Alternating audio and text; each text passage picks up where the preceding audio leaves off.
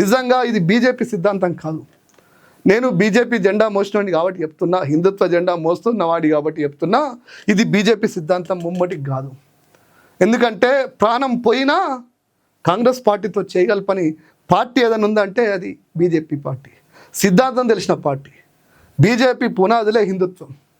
అలాంటి హిందుత్వాన్ని నాశనం చేసి ఈ దేశంలో హిందువులు ఉండకుండా, హిందూ మతం కనిపించకుండా చేసే కుట్ర చేస్తున్న నాటి నుంచి నేటి దాకా కుట్ర చేస్తున్నటువంటి కాంగ్రెస్ పార్టీని ఏ రోజు ఏ బీజేపీ కలవడు. కలిసిండు అంటే అక్కడ వాళ్ళ కలయికలో సంకరం ఉందని కన్ఫామ్గా చెప్పచ్చు. మిత్రులారా, మళ్ళీ చెప్తున్నా, గిట్లాంటి నీచ పనులు కాదా బండి సంజయ్. ఈ రాష్ట్ర ప్రజల కోసం పనిచేయి. నువ్వు మాట్లాడుతుంటే 100 మాట్లాడుతుంటే కనీసం ఒక 20 అన్న నిజం ఉండేటట్టుగా చూసుకో.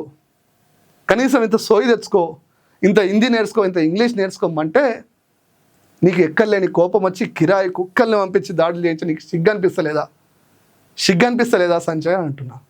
దీని మీద రఘునందన్ రావు మాట్లాడాలి. ఎక్కడో ఏదో మాట్లాడితే సంఘటన జరిగితే పుంకాలుగా మాట్లాడే రఘునందన్ రావు గారు రాత్రిపూట గిట్లా 100 మంది పోయి దాడులు చేయొచ్చా? రఘునందన్ రావు దీని మీద స్పందించాలి. ఈటెల రాజేంద్ర గారు ప్రజాస్వామ్యం గురించి, ప్రజాస్వామ్య పరిణితి గురించి, రాజకీయ విలువల గురించి మీరు మాట్లాడతారు కదా సార్, ఇప్పుడు దీని మీద మాట్లాడండి.